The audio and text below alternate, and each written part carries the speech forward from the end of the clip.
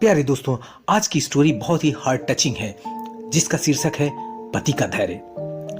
दोस्तों, एक कपल है जिनको शादी को 11 साल बीत चुका है और उनको अब एक लड़का है लगभग 2 साल का, जो कि उनकी आंखों का तारा है। एक सुबह की बात है, जब वह लड़का करीब 2 साल का था, पति ने एक दवाई की बोतल खुली देखी। उसे अब काम पर जाने के लिए देरी हो रही थी, उस पति को यानी उस बच्चे के पिता को। इसलिए उसने अपनी पत्नी से उस बोतल को ढक्कन लगाने और उसको अलमारी में रखने के लिए कहा। और लड़के की मम्मी रसोई घर में कुछ काम कर रही थी, उस काम में तल्लीन थी।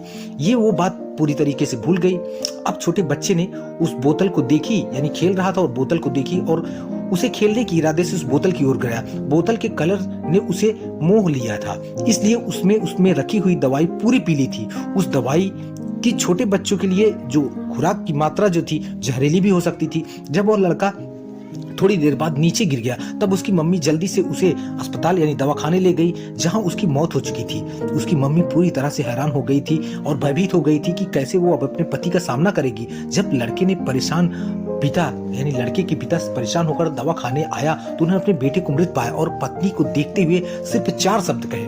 आपको क्या लगता है कि कौन से शब्द वो कहे होंगे पति ने सिर्फ इतना ही कहा, आई लव यू डार्लिंग। उसके पति का अनपेक्षित व्यवहार आश्चर्यचकित करने वाला था। उसका लड़का मर चुका था, वो उसे कभी वापस नहीं ला सकता था और वो अपनी पत्नी में भी कोई कसूर नहीं ढूंढ सकता था। इसके अलावा आगे उसने खुद अगर वह बोतल उठा के बाजू में रख दी होती तो आज ये दिन न देखना पड़ता, आज उनका बेटा उनके पास होता।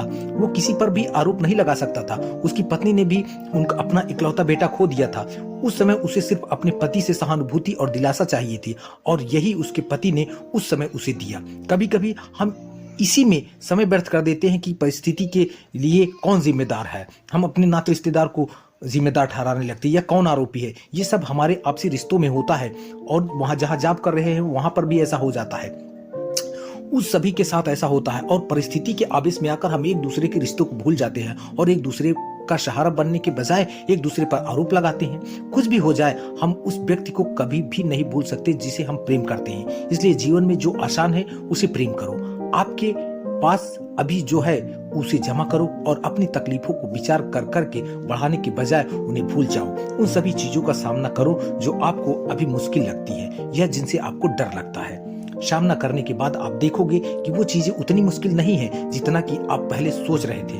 हमें परिस्थितियों को समझकर ही लोगों के साथ व्यवहार करना चाहिए और लोगों को कठिन परिस्थितियों में उनका हमदर्द बनना चाहिए। दोस्तों, इस तरह की प्रेरणादायक कहानियां सुनकर हमें काफी कुछ सीखने को मिलता है। आपके लिए और अधिक प्रेरणादायक कहानियों का विशाल संग्रह हमारे इस चैनल पर मौजूद है और भी इस तरह की कहानियां आपको सुनाने के लिए अगर चाहते हैं तो नीचे कमेंट में हमें जरूर बताएं और चैनल को दोस्तों सब्सक्राइब करना ना भूलें। थैंक यू दोस्तों, चैनल को सब्सक्राइब जरूर करें।